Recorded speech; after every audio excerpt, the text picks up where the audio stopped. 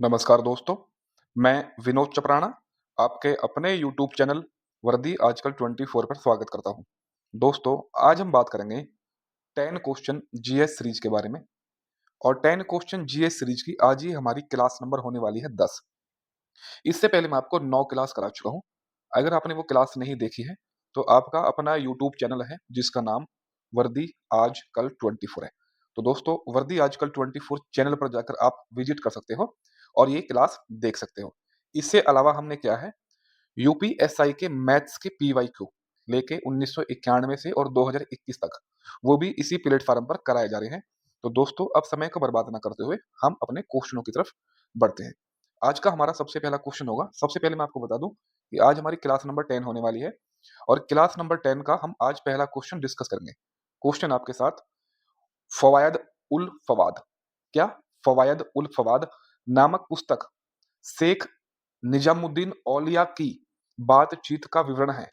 इसका संकलन किसने किया था?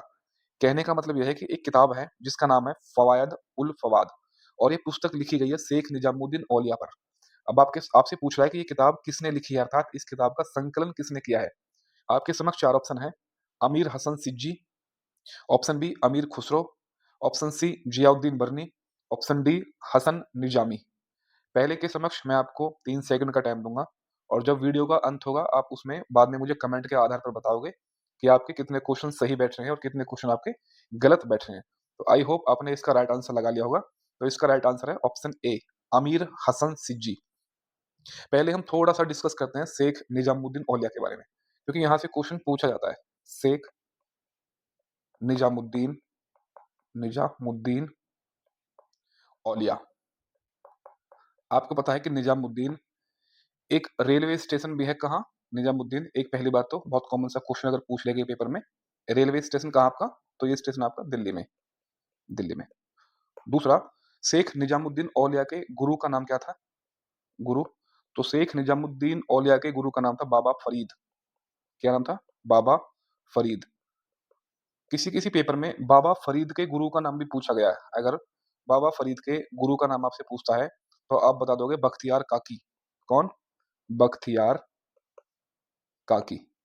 और ये वही बख्तियार काकी हैं जिनकी याद में कुतुब मीनार का निर्माण हुआ है। ठीक है? कुतुबुद्दीन ऐबक ने इन्हीं बख्तियार काकी के निर्देशानुसार कुतुब मीनार का निर्माण कराया था। और मैं आपको बता दूँ, ये जो आपके शेख निजामुद्दीन औलिया हैं, ये रहने वाले कहाँ के हैं? अगर आप उत्तर प्रदेश का कोई पेपर दे रहे हो, तो इनका जन्म जो हुआ है, वो हुआ है आपका यूपी में। और यूपी में कहाँ हुआ है? तो यूपी में हुआ बदायूं। कहाँ? बदायूं। आई होप आपसे इतनी जानकारी अगर आप पेपर में पूछता है, तो आप बता दोगे। नेक्स्ट क्वेश्चन की तरफ बढ़ता हूँ भाई मैं। नंबर 2। तो क्वेश्चन नंबर 2 क्या है? विक्रमशिला विश्वविद्यालय की स्थापना किस पाल शासक ने की थी? आपके समक्ष 4 ऑप्शन हैं। महिपाल, धर्मपाल, देवपाल या आपका गोपाल। पहले के भांति मैं आपको 3 सेकंड का टाइम दूँगा और 3 सेकंड के बाद आप इसका आंसर लगा लोगे। आई होप आपने इसका आंसर लगा लिया होगा। तो विक्रमशिला विश्वविद्यालय की स्थापना किसने की थी? तो धर्मपाल ने। सबसे पहले हम पाल वंश के बारे में देखेंगे और जितनी भी यूनिवर्सिटियाँ बनी हैं, वो भी देखेंगे। बात करेंगे विक्रमशिला। विक्रमशिला विश्वविद्यालय, विश्वविद्यालय। तो विक्रमशिला विश्वविद्यालय का निर्माण किसने किया था? तो निर्माण किया था धर्मपाल ने। किसने? धर्मपाल। धर्मपाल किस वंश का शासक शासक था? तो पाल वंश का। पाल वंश का ये शासक था। विक्रमशिला है कहाँ आपकी? तो ये आपकी बिहार में, बिहार। अगर बिहार में पूछे कहाँ है? तो ये भागलपुर, भागलपुर। ठीक है? थोड़ा-सा पाल वंश के बारे में देखते हैं। पाल वंश, पाल वंश। पाल वंश के संस्थापक कौन थे? संस्थापक। संस्थापक से लेके बच्चे बहुत डाउट होते हैं। बहुत सारे बच्चे इसका राइट आंसर धर्मपाल लगा देते हैं, लेकिन इसका आंसर क्या है? पाल वंश का संस्थापक था गोपाल। गोपाल। क्या गोपाल ने भी कोई मॉन्यूमेंट बनाया था? तो हाँ, गोपाल ने बिहार में, गोपाल ने बिहार बिहार के ओदंतपुरी में, बिहार के ओदंत ओदंतपुरी, बिहार के ओदंतपुरी में एक मठ का निर्माण कराया था। में एक मठ का निर्माण करा था किसने? आपके गोपाल ने। अगर मैं पाल वंश की राजधानी की बात करूँ कि इनकी राजधानी कहाँ थी? तो आप देख रहे होंगे बिहार के आस-पास ही सब कुछ काम हो रहा है। तो उसी के आस-पास बिहार में इसकी राजधानी होगी, तो बिहार में कहाँ राजधानी थी? मुंगेर, मुंगेर। अभी हमने क्या है आपकी विक्रमशिला यूनिवर्सिटी देखी थी। अभी 2 यूनिवर्सिटी और प्रचलित थी आपके जो पेपर में पूछता है, जैसे आपकी नालंदा नालंदा यूनिवर्सिटी और आपकी तक्षशिला यूनिवर्सिटी। तक्षशिला यूनिवर्सिटी या तक्षशिला विश्वविद्यालय। नालंदा विश्वविद्यालय की स्थापना की थी कुमारगुप्त ने। किसने? कुमारगुप्त। और ये है कहाँ नालंदा? नालंदा तो आपके बिहार में, बिहार। और तक्षशिला की स्थापना किसने की थी? तो राजा भरत ने। किसने? राजा भरत। और तक्षशिला वर्तमान में है कहाँ? तो तक्षशिला आपकी पाकिस्तान में है, पाकिस्तान। इतनी चीज़ें आपकी परीक्षा में पूछी जा सकती है। नेक्स्ट क्वेश्चन की तरफ मैं बढ़ता हूँ। क्वेश्चन नंबर 3 क्या कह रहा है आपका? निम्नलिखित में से किस नाटक में चंद्रगुप्त मौर्य का विवरण दिया गया है? ऐसा कौन-सा नाटक है जिसमें चंद्रगुप्त मौर्य का विवरण दिया गया है? आपके समक्ष 4 ऑप्शन हैं। मृच्छकटिकम, ऑप्शन बी मुद्रा राक्षस, ऑप्शन सी उत्तरामचरित्रम, ऑप्शन डी है मालमी या आपका होता है मालती माधवम। ठीक है? तो पहले की भांति मैं आपको 3 सेकंड का टाइम दूँगा। आप मुझे 3 सेकंड सोच के फिर आप इसका राइट आंसर बताओगे। आई होप आपने इसका राइट आंसर लगा लिया होगा। तो इसका राइट आंसर है ऑप्शन नंबर बी मुद्रा राक्षस। देखिए इस क्वेश्चन में क्या टेक्निक लगाई है एग्जामिनर ने। ये जो चंद्रगुप्त मौर्य है, देखो ये है मौर्य वंश के, ठीक है? और जो मुद्रा राक्षस हैं, जिन्होंने किताब लिखी है, वो दरबार में रहते हैं किसके? गुप्त शासक के दरबार में रहते हैं। जो मुद्रा राक्षस के राइटर हैं, वो रहते हैं गुप्त शासक के दरबार में और ये किताब लिख रहे हैं किसके बारे में? नाटक लिख रहे हैं चंद्रगुप्त मौर्य के बारे में, यानी मौर्य साम्राज्य के बारे में ये नाटक लिख रहे हैं। तो थोड़ा-सा हम देखते हैं मुद्रा राक्षस, मुद्रा मुद्रा राक्षस। ये जितने भी ऑप्शन थे सारी संस्कृत की किताब थी आपकी अपनी। मुद्रा राक्षस किसने लिखी है आपकी? विशाख दत्त, विशाख दत्त। पहले ही बता चुका हूँ कि ये संस्कृत नाटक है, ठीक है? और इसे लिखा किसके बारे में है? मुद्रा राक्षस। तो ये चंद्रगुप्त मौर्य के जीवन चरित्र के बारे में है। चंद्रगुप्त मौर्य, चंद्रगुप्त मौर्य मौर्य वंश का था। चंद्रगुप्त मौर्य के का विवरण इस बुक में मिलता है। दूसरा, जो चंद्रगुप्त मौर्य के दरबार में रहते थे कौटिल्य, जिन्हें चाणक्य बोलते थे। कौटिल्य, कौटिल्य की जितनी भी प्लानिंग थी, कौटिल्य की जितनी भी प्लानिंग थी, योजना थी, इस किताब में लिखी गई है। ठीक है? अब हम बात करेंगे ये जो विशाख दत्त हैं, विशाख दत्त किसके दरबार में रहते हैं? तो विशाख दत्त रहते हैं आपके चंद्रगुप्त चंद्रगुप्त सेकंड के दरबार में, चंद्रगुप्त सेकंड के दरबार में। इसलिए एग्जामिनर ने आपसे ये क्वेश्चन पूछा है भाई। आई होप आपको चीज़ें समझ में आ रही होंगी। लेकिन अगर मैं बात करूँ कि मुद्रा राक्षस का हिंदी में अनुवाद किसने किया था? हिंदी में अनुवाद, हिंदी में अनुवाद। तो वो क्या था? भारतेंदु हरिश्चंद्र ने। भारतेंदु भारतेंदु हरिश्चंद्र, हरीशचंद्र। और बाकी जो ऑप्शन दिए हैं उनके बारे में देख लेते हैं। जैसे एक किताब आपके ऑप्शन में दिया है मृच्छ मृच्छकटिकम, मृच्छकटिकम। तो मृच्छकटिकम के राइटर कौन है? तो ये है शूद्रक। कौन है? शूद्रक। मृच्छकटिकम कटिकम को एक नाम से और जानते हैं, the little clay cart, clay cart. ठीक है? एक किताब आपकी उसमें दी हुई थी उत्तरा रामचरित्रम, उत्तरा रामचरित्रम। और एक किताब और थी आपके पेपर में मालती माधव, मालती माधव। इन दोनों किताबों का राइटर है आपका भवभूति, भवभूति। आप मुझे कमेंट के आधार पे बताओगे कि भवभूति किसके दरबारी कवि थे? किसके दरबार में थे? किसके दरबार में रहते थे भवभूति? आप मुझे कमेंट के आधार पे बताओगे। अब मैं नेक्स्ट क्वेश्चन की तरफ बढ़ता हूँ, 4 को। क्वेश्चन नंबर 4, भागीरथी नदी पर निर्मित टिहरी बांध निम्न में से किस राज्य में अवस्थित है? बच्चे वाला क्वेश्चन है। 4 ऑप्शन आपके समक्ष, हिमाचल प्रदेश, उत्तराखंड, उत्तर प्रदेश और सिक्किम। तो टिहरी बांध पड़ता है आपकी भागीरथी नदी पर और ये आपका उत्तराखंड में पड़ता है, ठीक है? और भारत के ऊँचे बांधों में से एक है आपके, जितने भी ऊँचे बांध हैं, उनमें से एक है ये, यानी सबसे ऊँचा बांध भी मैं इसको कह सकता हूँ। अब कुछ बांधों की चर्चा करते हैं जो आपकी परीक्षाओं में क्वेश्चन पूछता है, जैसे बगलीहार, जैसे आपका बगलीहार, बगलीहार। जैसे आपका मैं कहूँ भाखड़ा नागल, भाखड़ा नागल बाँध, भाखड़ा नागल बाँध। और जैसे मैं कहूँ सरदार सरोवर बाँध, सरदार सरोवर बाँध, सरदार सरोवर बाँध। मैं एक और नाम याद आ रहा है, हीराकुंड बांध, हीराकुंड बांध। और मैं कहूँ नागार्जुन बांध, नागार्जुन। बगलिहार बांध कौन सी नदी पे है? तो चुनाव पे, चिनाब नदी पर। और कहाँ पड़ेगा ये? ये आपका पड़ेगा जम्मू एंड कश्मीर में। ठीक है, भाखड़ा नागर बांध कहाँ पड़ेगा आपका? तो ये पड़ेगा सतलुज नदी पे, सतलुज नदी। और ये कहाँ आपका? हिमाचल प्रदेश। सरदार सरोवर बांध कहाँ आपका? नर्मदा नदी पर, नर्मदा। कहाँ पड़ेगा? तो ये पड़ेगा आपका गुजरात में। आपको पता है अ, सरदार सरोवर बांध के लिए नर्मदा आंदोलन पे एक आपका आंदोलन चलाएंगे कौन? ये आप मुझे कमेंट के आधार पर बताओगे। हीराकुंड बांध आपका पड़ेगा महानदी में, उड़ीसा, महानदी। कहाँ पर? ओडिशा। नागार्जुन बांध तो कृष्णा नदी पर, कृष्णा। और कहाँ पड़ेगा आपका? तेलंगाना, तेलंगाना। ठीक है। देखो वैसे पढ़ाने के लिए बहुत है, लेकिन मोस्ट इंपोर्टेंट आपकी परीक्षाओं में बार बार ये ही रिपीट होते हैं। जब मैं आपको ज्योग्राफी पढ़ाऊंगा तो आपकी बहुउद्देश्य परियोजना, बांध वगैरह सब कुछ पढ़ाऊंगा। मैं नेक्स्ट क्वेश्चन की तरफ बढ़ता हूँ। क्या कह रहा है क्वेश्चन नंबर 5? कौन सा ग्रह सल्फ्यूरिक एसिड के घने सफेद और पीले बादलों से बना है? आपके समक्ष 4 ऑप्शन है। अरुण ग्रह, शुक्र ग्रह, वरुण ग्रह, आपका मंगल ग्रह। पहले की भांति मैं आपको 3 सेकंड का टाइम दूंगा। आई होप आपने इसका राइट आंसर लगा लिया होगा। तो इसका राइट आंसर है शुक्र ग्रह। शुक्र ग्रह क्या है?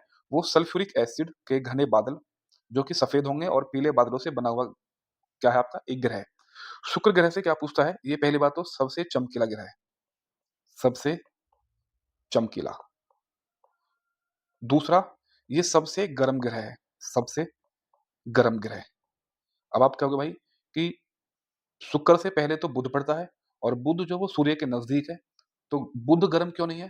क्योंकि आपको बता दो कि शुक्र के पास जो है वो CO2 बहुत अच्छी प्रचुर मात्रा में है, और जहां CO2 होगा वहां आपको पता है वो चीज गर्म सबसे ज्यादा होगी।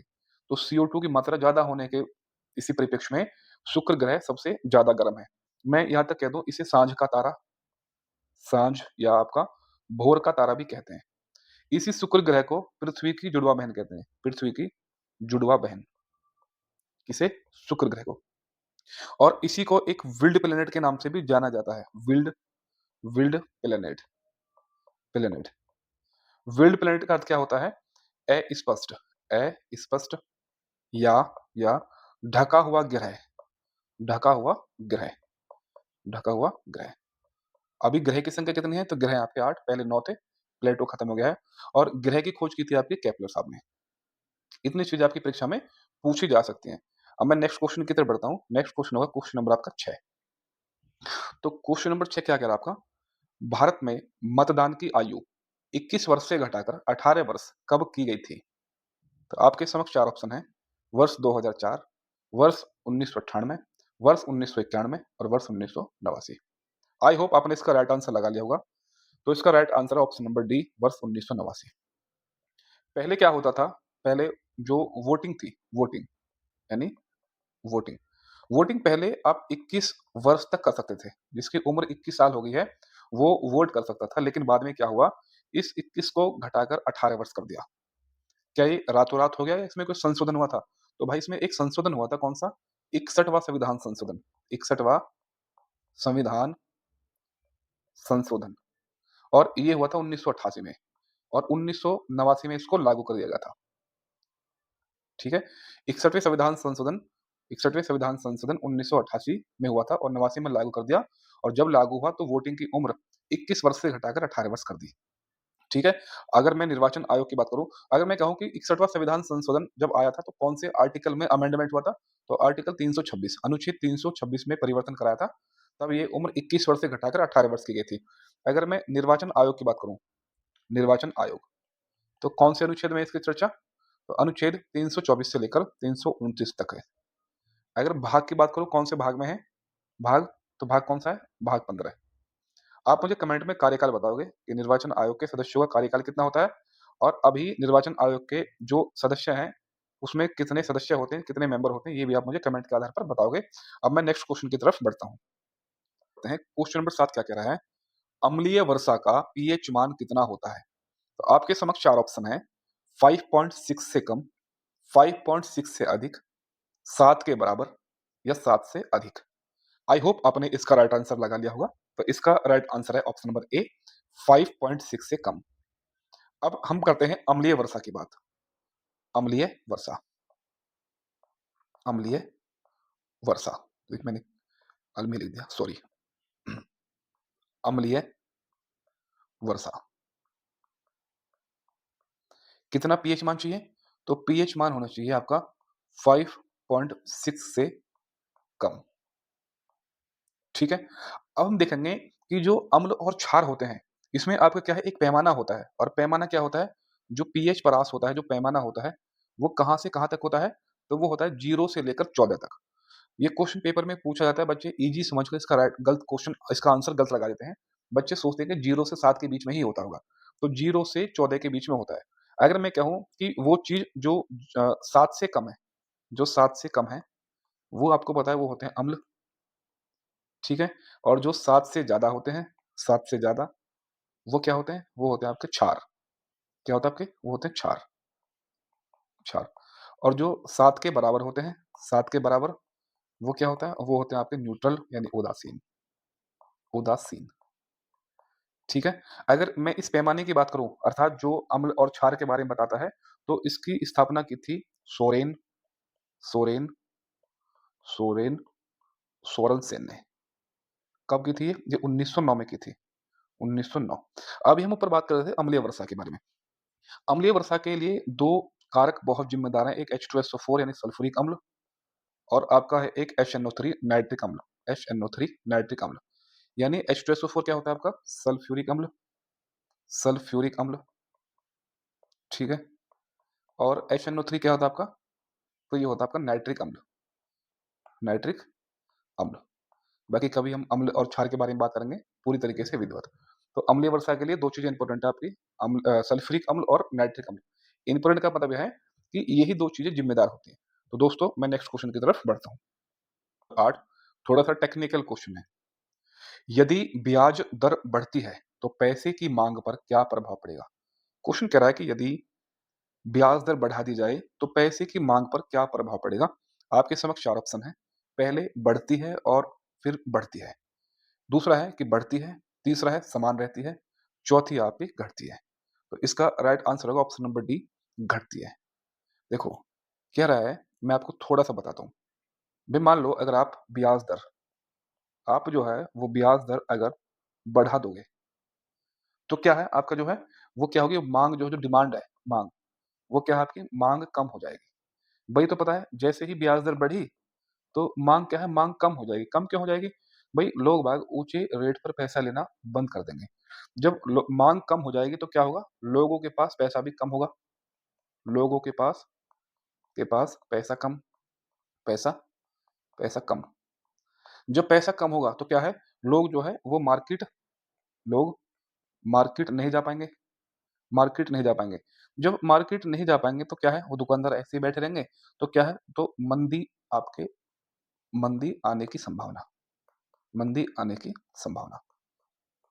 और मैं अगर ये कहूँ थोड़ा-सा और ऊपर बताऊँ, जब माँग कम होगी तो लोगों के पास पैसा भी कम होगा। जब पैसा कम होगा तो आपको पता है कि निवेश भी कम होगा। निवेश कम, जब निवेश कम तो आपकी जो है बचत भी कम होगी, बचत कम। जब बचत कम होगी तो आपके रोज़गार भी कम हो जाएँगे, रोज़गार भी कम हो जाएँगे। जब रोज़गार कम हो जाएँगे तो गरीबी क्या है, गरीबी आपकी बढ़ेगी। ठीक है? तो आई होप आप इसका जो लॉजिक है वो समझ पाए होंगे। अब मैं नेक्स्ट क्वेश्चन की तरफ बढ़ता हूँ। क्वेश्चन नंबर 9, क्वेश्चन नंबर 9 क्या कह रहा है? निम्न में से कौन एल्यूमीनियम धातु का एक अयस्क है? आपके समक्ष 4 ऑप्शन हैं। Option A bauxite, option B hematite, option C sphalerite, option D chalcocite. तो आपने इसका राइट आंसर लगा लिया होगा। बहुत आसान क्वेश्चन है। तो एल्यूमीनियम का अयस्क क्या है आपका? बॉक्साइट। एल्यूमीनियम का अयस्क आपका बॉक्साइट। हेमेटाइट आपको पता है किसका है? ये आपका हेमेटाइट जो ऑप्शन नंबर बी है, ये लोहे का अयस्क है, लोहा, लोहा। अगर मैं बॉक्साइट की बात करूँ, तो बॉक्साइट सबसे ज़्यादा कहाँ होता है? तो ओडिशा में, ओडिशा। ठीक है? और मैं कह रहा हूँ कि बॉक्साइट में ओडिशा सबसे अग्रणी राज्य है, सबसे अग्रणी। पूरे इंडिया का 50% से भी ज़्यादा बॉक्साइट जो है वो ओडिशा राज्य से ही प्राप्त होता है। अब मैं नेक्स्ट क्वेश्चन की तरफ बढ़ता हूँ। आज का हमारा लास्ट क्वेश्चन होगा। क्वेश्चन नंबर 10, पौधों में लचीलापन किस ऊतक के कारण होता है? आपको पता है कि पौधे जो फ्लेक्सिबिलिटी भी प्रदान करते हैं, लचीले होते हैं। तो आपका ऑप्शन नंबर ए है पेरेन्काइमा, ऑप्शन बी है कोलेनकाइमा, ऑप्शन सी है स्क्लेरेनकाइमा और ऑप्शन डी है इनमें से कोई नहीं। तो आई होप आपने इसका राइट आंसर लगा लिया होगा। तो पौधों में जो लचीलापन होता है, वो कोलेनकाइमा के कारण होता है। कोलेनकाइमा ऊतक होता है, एक टिश्यू होता है। इस टिश्यू के कारण ही पौधों में लचीलापन भी होता है और पौधों में क्या है, पौधों में जो स्टेबिलिटी होती है, उसके इसी के कारण होती है, अर्थात कोलेनकाइमा के कारण। अब आप देख रहे होंगे पेरेन्काइमा। तो पेरेन्काइमा क्या होता है, इसका मुख्य कार्य क्या होता है? तो इसका मुख्य कार्य होता है भोजन भोजन को संग्रहित भोजन को संग्रहित और पचाना। अगर पौधों में भोजन का संग्रहण और डाइजेशन का काम करता है, तो वो करता है आपका पेरेन्काइमा। अगर मैं स्क्लेरेनकाइमा की बात करूँ, तो स्क्लेरेनकाइमा क्या होता है आपका?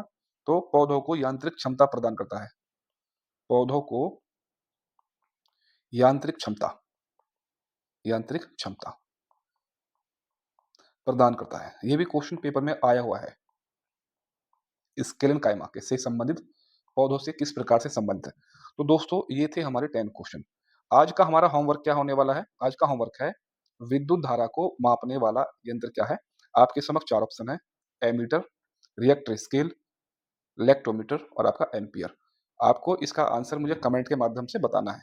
अब जो मैंने पीछे आपसे क्वेश्चन पूछा था, उसका राइट आंसर क्या है कि रजिया को जो गद्दी से हटाया था, वो हटाया था 1240 में और 1240 में ही रजिया की क्या है, वो मृत्यु हो जाती है। ये क्वेश्चन मैंने आपसे लास्ट प्रीवियस क्लास में पूछा था। तो दोस्तों ये थे आपके कितने क्वेश्चन, 10 क्वेश्चन। आई होप ये 10 क्वेश्चन की सीरीज आपको अच्छी लग रही है। अगर आपका कोई भी सुझाव है आपका कोई भी सुझाव है, तो आप हमें कमेंट के माध्यम से बता सकते हो कि भाई हमारा ये सुझाव है। दूसरा, अगर आप किसी भी प्रकार का कोई चेंज चाहते हो वीडियो में, तो भी आप कमेंट के माध्यम से बता देना। अगर कोई भी त्रुटि हो रही हो, तो छोटा भाई समझ के माफ़ कर देना। तो दोस्तों चैनल को आप लाइक करो, सब्सक्राइब करो, कमेंट करो और वीडियो को प्लीज़ आप सभी के साथ भाई शेयर भी करो। तो वीडियो को देखने के लिए धन्यवाद। जय हिंद, जय भारत।